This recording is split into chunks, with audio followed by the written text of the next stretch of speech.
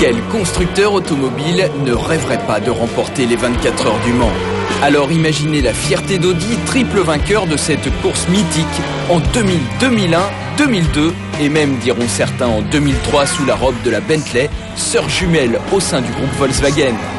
Une fierté qui prend la forme d'un concept car magnifique dénommé à juste titre Audi Le Mans Quattro.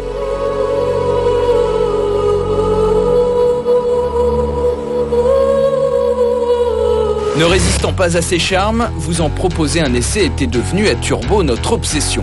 Devant notre insistance, Audi a fini par céder et c'est à plus de 8000 km de la piste Mansell dans le désert de Mojave, en Californie, sur le circuit de Willow Spring, que nous avons pu réaliser notre rêve, vous offrir un essai privilégié de ce qui pourrait devenir l'une des plus belles Audi. Sublime, c'est le mot qui vient immédiatement à l'esprit dès que l'on découvre cette GT taillée à la serpe. On y retrouve les grandes orientations actuelles d'Audi en termes de design, comme la nouvelle forme de calandre, point commun de toutes les nouveautés en provenance d'Ingolstadt, ou le petit air de Lamborghini Murcielago sur la partie haute de l'arrière. Normal, la marque italienne est elle aussi une filiale d'Audi dans le tentaculaire groupe Volkswagen. Mais l'on observe surtout des innovations spectaculaires comme ce panneau en aluminium qui recouvre l'entrée d'air dans le prolongement des portes. Ce mariage subtil des matières, accentué par sa bicoloration, ne laissera personne insensible.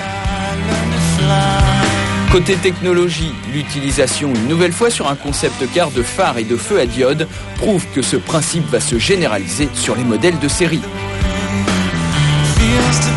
Autre subtilité, le petit aileron amovible électriquement pour apporter un surplus d'appui aérodynamique indispensable sur une voiture dont la vitesse maximale théorique frise les 345 km/h.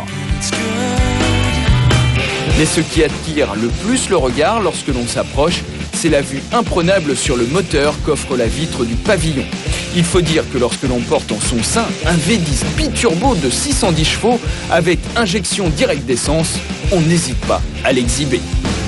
Un moteur visible de l'extérieur donc, mais aussi de l'intérieur lorsque l'on s'installe dans l'un des deux sièges baquets gainés de cuir. À bord, hormis la ceinture de sécurité à 3 points, comme en course, l'ambiance est plutôt luxueuse. Cuir omniprésent, finition de haut de gamme pour un prototype et des gadgets électroniques nombreux mais déjà vus dans une A8. Autrement dit, on sent qu'il ne faudrait pas grand-chose pour en faire un modèle de série. Un seul détail toutefois caractérise cet hommage aux 24 heures.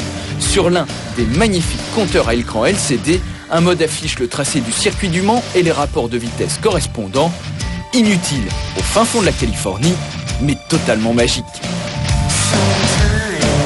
Tout aussi magique que l'orchestre philharmonique qui résonne tout autour de l'auto quand on presse le bouton Start.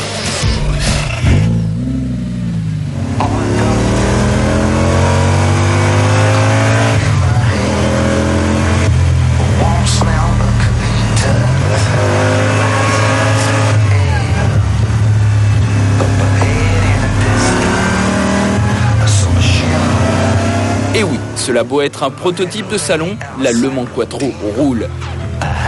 Mais comme pour tout concept car, il n'est pas question de rouler vite.